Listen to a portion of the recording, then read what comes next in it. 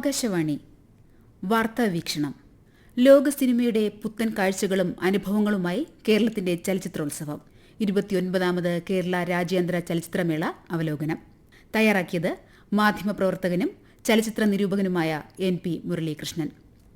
ലോക സിനിമയിലെ പുത്തൻ കാഴ്ചകളും പ്രവണതകളും ചർച്ച ചെയ്ത് ഒരാഴ്ചക്കാലം ചലച്ചിത്ര ആസ്വാദകരുടെ മനം നിറച്ച 29ാമത് കേരള രാജ്യാന്തര ചലച്ചിത്രമേളയ്ക്ക് തിരുവനന്തപുരത്ത് സമാപനമായി.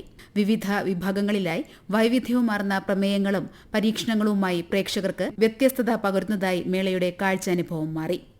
ഡിസംബർ 13 മുതൽ 20 വരെ 15 തിയേറ്ററുകളിലായി നടന്ന മേളയിൽ 68 രാജ്യങ്ങളിൽ നിന്നുള്ള 177 സിനിമകളാണ് പ്രദർശിപ്പിച്ചത്. മികച്ച ചിത്രത്തിനുള്ള സുവർണ ചകോരം ബ്രസീലിയൻ ചിത്രം മാലുവിനാണ്. 20 ലക്ഷം രൂപയും പ്രശസ്തി പത്രവും ഫലകവുമടങ്ങുന്ന പുരസ്കാരം സംവിധായകൻ പെഡ്രോ ഫേറിക്ക് മുഖ്യമന്ത്രി പിണറായി വിജയൻ സമ്മാനിച്ചു. മികച്ച സംവിധായകനുള്ള രജത ചകോരം ഇറാനിയൻ ചിത്രം me Maryam the children and 26 അതേഴ്സിന്റെ സംവിധായകൻ ഫർഷാദ് ഹഷമിക്കാണ്. മികച്ച നവാഗത സംവിധായകനുള്ള രജത ചകോരം ദ ഹൈപ്പർ ബോറിയൻസ് എന്ന ചിത്രം സ്വന്തമാക്കി. മേളയിലേറെ പ്രേക്ഷക പ്രശംസ നേടിയ മലയാള ചിത്രം ഫെമിനിച്ചി ഫാത്തിമ 5 പുരസ്കാരങ്ങൾ സ്വന്തമാക്കി. ഈ സിനിമയുടെ തിരക്കഥയ്ക്ക് ഫാസിൽ മുഹമ്മദ് അന്താരാഷ്ട്ര മത്സര വിഭാഗത്തിലെ ജൂറി പുരസ്കാരം നേടി.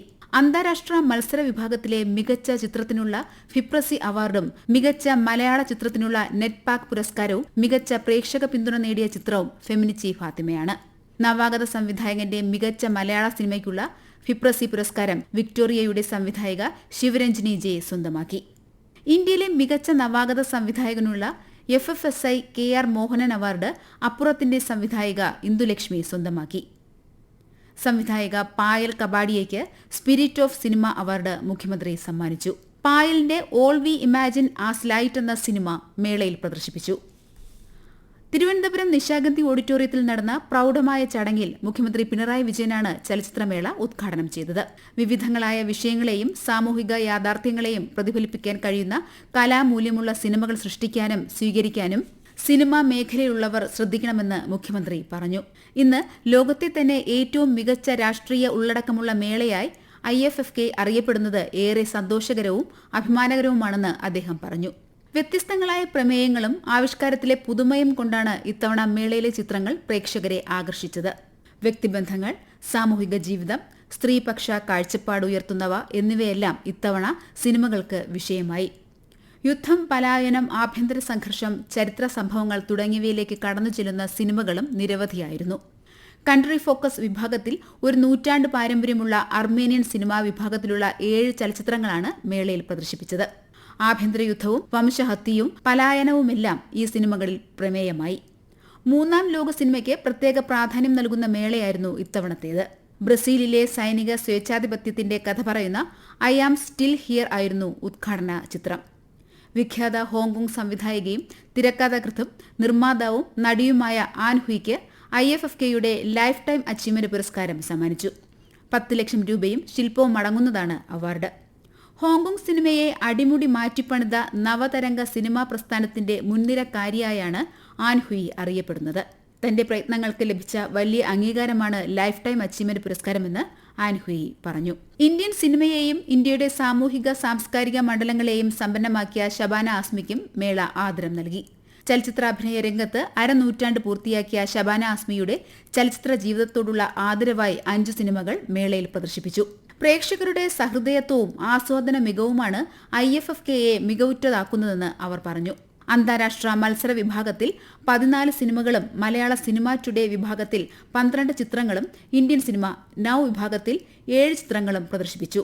ലോക സിനിമാ വിഭാഗത്തിൽ 63 സിനിമകളാണ് ഉണ്ടായിരുന്നത്. അന്താരാഷ്ട്ര മേളകളിൽ പ്രേക്ഷക പ്രീതി നേടിയ 13 ചിത്രങ്ങളടങ്ങിയ ഫെസ്റ്റിവൽ ഫേവറേറ്റ്സ് മറ്റൊരു ആകർഷണമായിരുന്നു. ഗോൾഡൻ ഗ്ലോബ്, കാൻ ചലച്ചിത്ര മേളകളിൽ പ്രേക്ഷക പ്രശംസയും പുരസ്കാരങ്ങളും നേടിയ the substance, Anora, all we imagine as light, Emilia Perez, the Shameless, conclave, the seed of Sacred fig തുടങ്ങിയ ചിത്രങ്ങൾ IFFKയിലെ പ്രദർശനത്തിലും അഭിനന്ദനം നേടി. ഏറെ പ്രേക്ഷക പ്രശംസ നേടിയ me Maryam the children and 26 others, memories of a burning body, rhythm of Dammam, Linda എന്നീ ചിത്രങ്ങൾ അന്താരാഷ്ട്ര മത്സര വിഭാഗത്തിലും ബോഡി, കോൺക്ലേവ്, ക്യൂർ എന്നിവ ലോക സിനിമാ വിഭാഗത്തിലും the room next door festival, grand tour തുടങ്ങിയ സിനിമകൾ ഫേവറേറ്റ്സ് വിഭാഗത്തിലും പ്രദർശിപ്പിച്ചു. മേളയിലെ പ്രധാന ആകർഷണമായ അന്താരാഷ്ട്ര മത്സര വിഭാഗത്തിൽ പ്രദർശിപ്പിച്ച മലയാള ചിത്രങ്ങളായ അപ്പുറവും ഫെമിനിച്ചി ഫാത്തിമയും മികച്ച പ്രേക്ഷക പ്രതികരണം നേടി. റീസ്റ്റോർഡ് ക്ലാസിക് വിഭാഗത്തിൽ അകിര കുറസാവയുടെ 7 സമുറായ് കാണികൾക്ക് മികച്ച അനുഭവമായി. ജാഫർ പനാഹി തിരക്കഥയൊരുക്കിയ ദ വിറ്റ്നസ്, വനിതകളുടെ അവകാശ പോരാട്ടങ്ങൾ പറഞ്ഞ seeds of the sacred fig, queer രാഷ്ട്രീയം പ്രമേയമായ യങ് ഹേർട്സ്, എമിലിയ പരേസ് പാരിസ്ഥിതിക വിഷയങ്ങൾ പറഞ്ഞ village rock stars 2, Vipin Radhakrishnan സംവിധാനം ചെയ്ത തമിഴ് ചിത്രം അങ്കമ്മാൾ, കൃഷാന്തിന്റെ സംഘർഷ ഘടന എന്നീ ചിത്രങ്ങൾ മേളയിൽ ശ്രദ്ധേയമായി. ദക്ഷിണ കൊറിയൻ സംവിധായകൻ ഹോങ് സാങ് സു, സിനിമയിൽ 50 വർഷം പൂർത്തിയാക്കിയ നടി ശബാന ആസ്മി, ഛായാഗ്രഹകൻ മധു അമ്പാട്ട് എന്നിവരുടെ റെട്രോസ്പെക്റ്റീവ് ദ ഫീമെയിൽ ഗെയ്സ് എന്ന പേരിൽ വനിതാ സംവിധായകരുടെ ചിത്രങ്ങളുടെ പാക്കേജ്, ലാറ്റിൻ അമേരിക്കൻ സിനിമകളുടെ package, kaleidoscope, mid night cinema, animation ചിത്രങ്ങൾ, ചലച്ചിത്ര അക്കാദമി പുനരുദ്ധരിച്ച 2 ചിത്രങ്ങൾ ഉൾപ്പെടെയുള്ള റീസ്റ്റോർഡ് ക്ലാസിക്സ് എന്നിവ മേളയുടെ പ്രത്യേകതകളായിരുന്നു. പി ഭാസ്കരൻ, പാറപ്പുറത്ത്, തോപ്പിൽ ഭാസി എന്നിവരുടെ ജന്മശതാബ്ദിയോടനുബന്ധിച്ച് ലിറ്റററി ട്രിബ്യൂട്ട് വിഭാഗത്തിൽ മൂലധനം, അരനാഴിക നേരം, നീലക്കുയിൽ എന്നീ ചിത്രങ്ങളും പ്രദർശിപ്പിച്ചു. 13,000-ൽ പരം ഡെലിഗേറ്റുകൾ പങ്കെടുത്ത മേളയിൽ വിദേശത്ത് നിന്നുള്ളവർ ഉൾപ്പെടെ 238 ചലച്ചിത്ര പ്രവർത്തകർ അതിഥികളായി എത്തി. മേളയുടെ ഭാഗമായി open forum, in conversation, meet the director, Aravindan സ്മാരക പ്രഭാഷണം, പാനൽ ചർച്ചകൾ എന്നിവയും നടന്നു. ക്രൗഡ് ഫണ്ടിംഗ് മുതൽ നിർമ്മിത ബുദ്ധി വരെയുള്ള ഗൌരവകരമായ വിഷയങ്ങൾ മീറ്റ് ദ ഡയറക്ടർ പരിപാടിയിൽ ചർച്ചയായി. 50 ലോക ചലച്ചിത്ര ആചാര്യന്മാർക്ക് ആദരമർപ്പിച്ചുള്ള cinema alchemy, a digital art tribute exhibition പ്രധാന വേദിയായ ടാഗോറിൽ നടന്നു. ചലച്ചിത്രോത്സവത്തിലെ വ്യത്യസ്തമായ കലാപ്രകടനങ്ങൾക്ക് മാനവീയം വേദിയായി. മേളയോടനുബന്ധിച്ച് മലയാള സിനിമയിലെ മൺമറഞ്ഞ മഹാപ്രതിഭകൾക്ക് ആദരമർപ്പിച്ച് നെയ്യാറ്റിൻകര മുതൽ തിരുവനന്തപുരം വരെ സ്മൃതിദീപ പ്രയാണവും നടത്തി. നെയ്യാറ്റിൻകരയിൽ മലയാള സിനിമയുടെ പിതാവ് JC ഡാനിയലിന്റെ സ്മൃതി കുടീരത്തിന് മുന്നിൽ നിന്നാണ് യാത്രയ്ക്ക് തുടക്കമായത്. മലയാള സിനിമയുടെ ആദ്യ നായിക PK റോസിയുടെ ദീപ്ത സ്മരണയിലാണ് ഇത്തവണ കേരള രാജ്യാന്തര ചലച്ചിത്രമേളയുടെ സിഗ്നേച്ചർ ഫിലിം ഒരുക്കിയത്.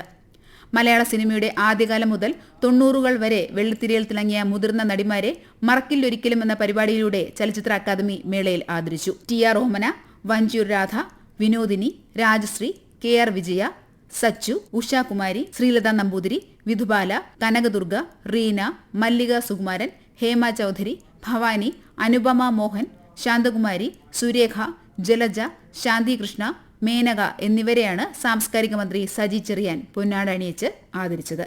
നിങ്ങൾ കേട്ടത് വാർത്താവീക്ഷണം.